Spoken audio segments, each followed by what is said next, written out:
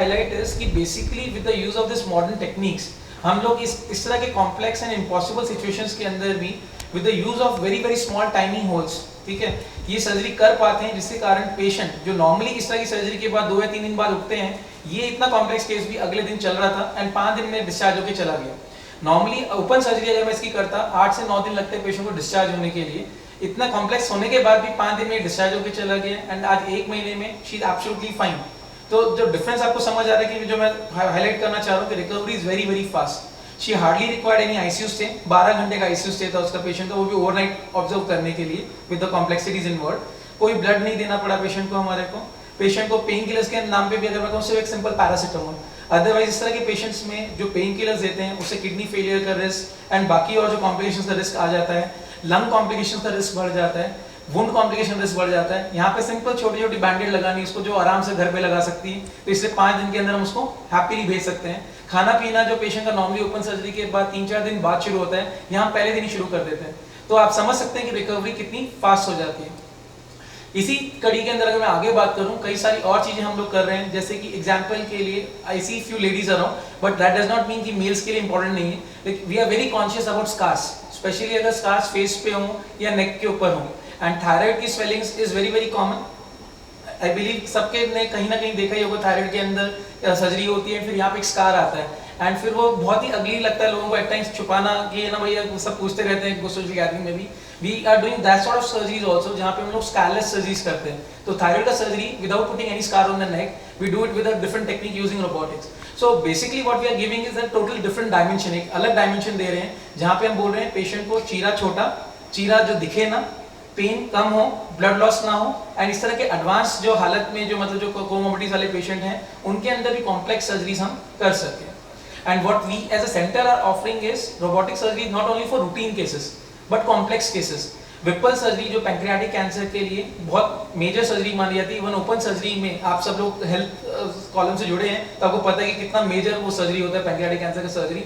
Open surgery भी बहुत challenging होती है। नाउ वी आर टॉकिंग हम लोग रोबोटिक सर्जरी। कल भी हमने इस तरह के पेशेंट की सर्जरी करी है एंड आज वो अभी वार्ड में भी शिफ्ट हो गए, चल रहे हैं फिर रहे हैं। तो that is where this entire game changes, कि जो पेशेंट्स का रिकवरी जल्दी होने से they get back to normal life early and आगे और कोई ट्रीटमेंट जैसे कीमो या अगर कुछ रेडिएशन आना है, that also starts on time.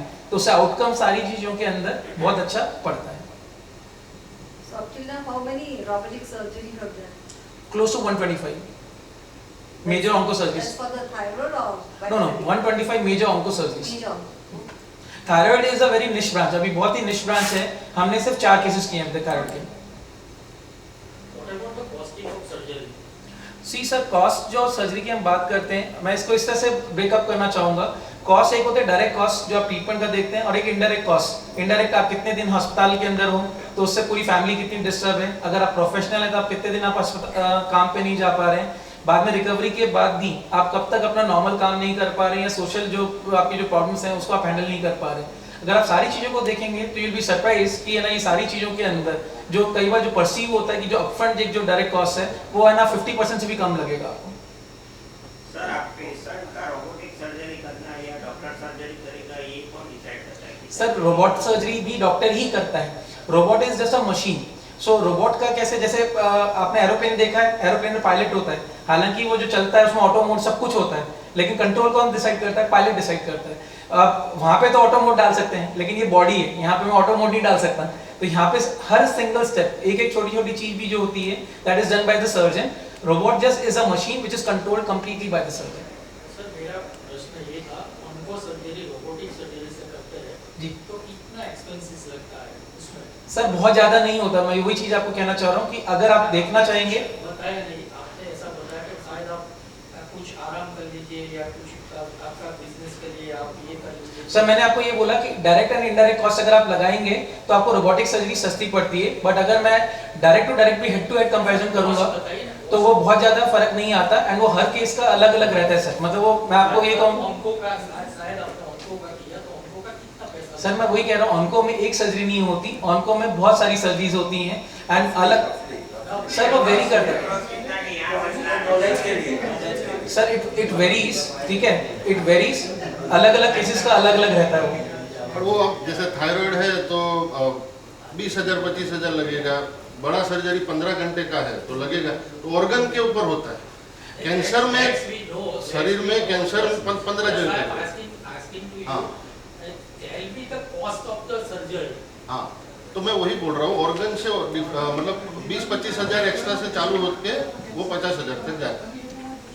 Sir देखिए उसके अंदर हॉस्पिटल से कम हो जाता है तो वो सबका कॉस्ट बचता है, मेडिसिन का कॉस्ट बचता है। क्लियर क्या है, अपन जब कॉस्ट काउंट करते हैं ना, वी जस्ट काउंट किया हमने हॉस्पिटल में सर्जरी का कितना दिया, बट है ना टोटल कॉस्ट आप देखिए कि है ना, तो आपने हॉस्पिटल के बाद जो रिकवरी के अंदर जो कॉस्ट दिया वो कॉस्ट भी तो आपका कम हो रहा है ना सारी चीजों का। एंड उसी को मैं बोल रहा हूँ डायरेक्ट एंड इनडायरेक्ट कॉस्ट मिला के आप देखेंगे ये देयर आर मेनी स्टडीज, ये मेरा पर्सनल एक्सपीरियंस नहीं है, there are many studies scientific journals के अंदर प्रूवन, इंटरनेशनल जर्नल्स के अंदर दे हैव शोन कि है ना रोबोटिक सर्जरीज, एंड खाली रोबोटिक नहीं, even minimal invasive laparoscopic surgery. Robotic का एडवांटेज क्या है कि जो कुछ सर्जरी जहां लैप्रोस्कोपी के चैलेंजेस आते हैं, रोबोट उसको भी ओवरकम करने में हेल्प करता है। तो ये सारी सर्जरीज के अंदर कॉमन सेंस वाली बात है कि बड़ा चीरा लगेगा तो उसके मल्टीपल साइड इफेक्ट्स आएंगे, एंड इस सब की वजह से जो छोटा चीरा जो अगर होगा तो उसके रिकवरी के अंदर चांसेस बढ़ जाएंगे। सर आप तो इतने ऑपरेशन करते हैं, सबसे ज्यादा केस किस ऑर्गन का आता है, मतलब सो अगर रोबोटिक सर्जरी की बात करें तो रोबोटिक सर्जरी में हमारे पास मैक्सिमम केसेस जो यहाँ पे इस एरिया में जो ज़्यादा कॉमन है, हमारे पास कोलोरेक्टल कैंसर यानी कि बड़ी आंत के कैंसर्स बहुत कॉमनली आते हैं, इसोफेगस कैंसर यानी कि जो अपना अंग नली का कैंसर है, एंड दूसरा क्योंकि हमारा जो सेंटर है रेफरल सेंटर जैसा हो जाता है तो हमारे पास जनरली कोई स्पेसिफिक टेक्नोलॉजी, जैसे विपल्स मैं करता हूँ पैंक्रियाटिक कैंसर्स के, तो उसके रेफरल केसेस मेरे पास ज़्यादा आते हैं। बट ओवरऑल अगर आप देखोगे तो प्रोस्टेट कैंसर्स का जो है उसमें रोबोटिक का यूज सबसे ज़्यादा है। किडनी बचाने वाली सर्जरी हमने काफ़ी करी है। कई बार क्या है कि किडनी कैंसर्स के लिए पहले क्या सोचते थे किडनी निकालना ही एक सोल्यूशन है, बट अब कॉम्प्लेक्स से कॉम्प्लेक्स केसेस के अंदर भी हम लोग किडनी अभी बचाने की कोशिश करते हैं। जहां पहले 10 में से 10 में किडनी निकलती थी, मैं कहूँगा वहाँ शायद आज 10 में से किसी एक में किडनी निकालनी पड़ती है, तो 9 लोगों में हम किडनी बचा पाते हैं बिकॉज ऑफ दैट एडवांस जो टेक्नोलॉजी आपको मैग्नीफाइड इमेज एंड जो कंट्रोल देती है जो प्रिसीजन के साथ काटने के लिए, तो ये सारे आपको एडवांटेज मिलते हैं। And I am happy to tell you कि इवन फीमेल्स में जो पहले ब्रेस्ट कैंसर था अपने को पता ही कॉमन है, सर्विक्स कैंसर था जो गर्भाशय का मुख का कैंसर, जो पहले फर्टिलिटी ज्यादा होने की वजह से या फिर वो ज्यादा बच्चे होने की वजह से होता था, अभी वेस्टर्न ट्रेंड्स की तरह इंडिया में भी एंडोमेट्रियम यानी गर्भाशय कैंसर बढ़ रहा है। एंड अधिकतर ये सारे पेशेंट्स ओबेस यानी कि वेट बहुत ज्यादा होता है। एक पेशेंट जो मैंने की थी उसका वेट 140 किलो था, ठीक है, 140 किलो होने के कारण 2 साल तक उन्होंने ट्रीटमेंट नहीं कराया था अपना। अब आप सोचो 2 साल तक वो कैंसर ट्रीटमेंट ना कराना, एंड वो कुछ भी दवाइयां ले रहे थे, and finally because of robotic surgery we could do it and now she is cancer free. तो obviously robotic surgery plays a big role in that. ये आपने कल जो पेशेंट का ऑपरेशन किया उसका ऑपरेशन के बाद में what care he has to take and he has to visit out जो केस में जिसके लिए कॉन्फ्रेंस उसकी बात कर रहे नहीं, हैं, कल किया उसको। वो वाला पेशेंट तो ऑलरेडी रिकवर हो चुका है। जहां तक कल के जो पेशेंट की अगर मैं बात करूं, सी नॉर्मली पैंक्रियाटिक विपल सर्जरी अगर हम करते हैं 24 से 36 घंटे, मिस्टर मनीष मेरे साथ हैं, काफी सीनियर सीजन एडमिनिस्ट्रेटर, इन्होंने देखा ही है कि काफी सारे जो विपल्स वाले पेशेंट हैं, doctor Sudhir will agree with me कि जो पहले हम जो ओपन विपल्स करते थे 24 घंटे कॉमन टाइम था कि जो पेशेंट आईसीयू में रहते थे एंड डिस्चार्ज होते थे 10-12 दिन कम से कम भी लग जाते थे, एंड बाद में भी प्रॉब्लम्स आते थे। अभी जो कल हमने ऑपरेशन किया है वो ऑलरेडी वार्ड में पहुंच चुका है। कल मैंने रात को 10 बजे खत्म किया सर्जरी, एंड अभी आप देखोगे तो 11 भी नहीं बजे हैं, पेशेंट ऑलरेडी वार्ड में एंड चलना फिरना शुरू हो चुका है। तो रूटीन केयर होगी उसकी, ऑलरेडी फीडिंग वगैरह चालू हो गया उसका, मतलब 12 घंटे में सर्जरी को फीडिंग ऑलरेडी चालू हो गया है। अभी रूटीन केयर चलेगा, and if everything goes good with in 5 to 6 days वो डिस्चार्ज भी हो जाएंगे। Just to add on what Dr. Nitin Singhal has mentioned here is that really means robotic has changed the the treatment of the cancer surgeries.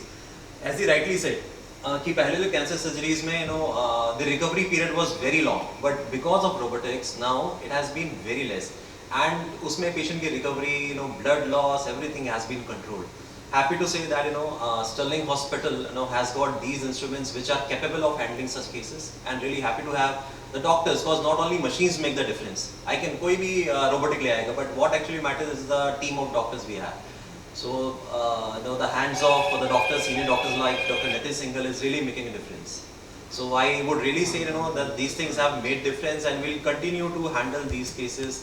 The cases which repulse surgeries which Dr. Nitin Singhal has mentioned is a very rare surgery. So we'll make sure that ये सारी surgeries हम करते रहें. There are very few centers, and we should be one of those centers जो ये सारी cases handle करें. The robotic surgery has been covered with the government policy. Talking about insurance policies of government, yes. Even civil hospital has got They do robot. it. Yeah. So it's been covered. Yeah. Even government is towards this. Our civil hospital has Da Vinci robot. About Sterling, Insurance. We have all the insurances, all the corporates for which this surgery gets covered. जो robotic thyroid की हम बात कर रहे थे, I'm happy to tell you that patient had traveled all the way from Cambodia. Okay. उस क्यों आए थे कंबोडिया से? कि उससे पहले उनके ही एक रिलेटिव को 2 साल पहले who is a minister in Cambodia, ministry के अंदर है, she works some, I don't remember exactly which rank she works on, and उनके लिए पब्लिक बहुत इंपॉर्टेंट हो जाता है कि कोई स्कार ना दिखे. तो she was one of the first patient that I had operated on robotic thyroid, and उसके बेसिस पे ये लोग यहाँ पे आए. अब कि रोबोटिक कैंसर के अंदर भी they don't want any scar. So the trend जो है अभी, आज अपन हर चीज में एम्बियंस देखते हैं, तो अपनी बॉडी के एम्बियंस क्यों नहीं देखेंगे? वी ऑल्सो वांट कि अपनी बॉडी भी एकदम फिट एंड फाइन दिखे ना. एंड जैसे कल की सर्जरी की हम बात कर रहे हैं विपल्स की, एक और जो पॉइंट मैं ऐड करना चाहूँगा, नॉर्मली विपल सर्जरी के अंदर हम लोग पहले जब ब्लड वगैरह जब देते थे, ऑलमोस्ट हर पेशेंट को एक आधा ब्लड लग जाता था. कल जो सर्जरी जो हमने करी उसमें 100 ml ब्लड लॉस है, तो अभी है ना उसके अंदर हार्डली कोई हमारे को ब्लड देने की भी जरूरत नहीं पड़ी है पेशेंट को. she is an aged woman ना.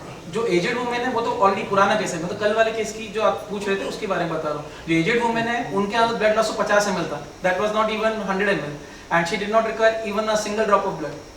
So how you convince them for the robotic? Shall I tell you an honest thing? Most of the times आजकल पेशेंट खुद आके मुझे बोलते हैं सर रोबोट कराना है, because they are so well versed with the technology, and thanks to I would say social media. बहुत सारी गलत चीजें सोशल मीडिया से सीखते हैं लोग, but sometimes social media works in a good way also. So people are well educated nowadays.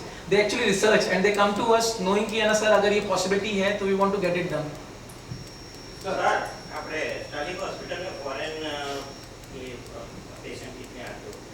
काफ़ी आते हैं. ऑन एन एवरेज मैं महीने में, अगर मैं कैंसर सर्जरी की बात, मेरा खुद का बात करूं तो 3 से 4 patient on an average per month में करता हूं. एंड अफ्रीका से लेके कंबोडिया से लेके बांग्लादेश तक हर जगह से पेशेंट हमारे पास रूटीनली आ रहे हैं. And most of this cases, mind you, they don't come for routine surgeries. Routine surgery तो हर जगह हो रही है आजकल, उसके लिए कोई भी नहीं आएगा. मेडिकल टूरिज्म में आज लोग क्यों ट्रैवल करना चाहते हैं इतने kilometres? Because they are getting something different, कुछ अलग मिल रहा है. एंड वो कुछ अलग क्या है? इस तरह की surgeries. Overall Sterling hospital pancreas में एक बार मालूम पड़ता है कि पेंक्रियास में कुछ इश्यू है, कैंसर या कोई भी, उसमें रिकवरी वाला जो मामला है वो 90% होता है, तो उसमें जिंदा रहने का चांसेस कम होता है, 10% ही बचते हैं. ये आप वाला रूट है, उसमें रिकवरी कहाँ जाएगी? ये मैं बात कर रहा हूँ, ये यूएस में भी यही पोजीशन है, यूरोप में यही पोजीशन, हिंदुस्तान में भी पेंक्रियास में कुछ इश्यू होता है. Pancreas when we are talking, आप पैंक्रियास कैंसर की बात कर रहे हो? कोई भी इश्यू पेंक्रियास में कोई नहीं, बिकॉज कैंसर स्पेसिफिक अगर है तो मैं कैंसर का आंसर मैं आपको दे सकता हूँ. नॉन स्पेसिफिक का आंसर देना मेरे लिए मुश्किल होगा, बिकॉज उसमें बहुत सारे डायमेंशंस आते हैं, पैंक्रियाटाइटिस से लेके बहुत सारी चीजें. सो पैंक्रियाटिक कैंसर के लिए if you talk about 5 year survival rate, pancreas cancer में लोगों को जो सबसे बड़ी गलतफहमी रहती है, दे क्लब पैंक्रियास कैंसर सबको एक साथ में. पैंक्रियास कैंसर के भी सब डिवीजन होते हैं, periampullary cancer, pancreatic neuroendocrine tumours, pancreatic adenocarcinomas and और भी बहुत सारी डिफरेंट जो मैं कहूँगा टेक्निकल टर्म्स हैं. अगर आप पैंक्रियाटिक एडिनोकार्सिनोमा की अगर बात करोगे तो यस यू आर राइट कि 5 year सर्वाइवल जो है अराउंड 10% है उसका.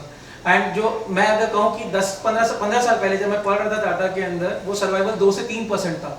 तो 2 से 3% से अभी हम लोग 10% पे आ गए हैं, and we are moving towards 15%.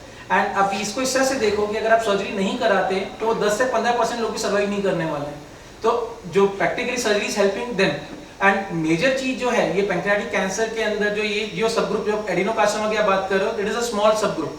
इसके अलावा पेरिएम्पलरी ट्यूमर्स का एक बहुत बड़ा सब ग्रुप है, न्यूरोएंडोक्राइन ट्यूमर्स का एक सब ग्रुप है. तो अगर उन सबको क्लब करोगे तो शायद आपका ये जो आंकड़ा 10% वाला वो फिट नहीं बैठेगा. Then it will be I would say 50-50 जैसा.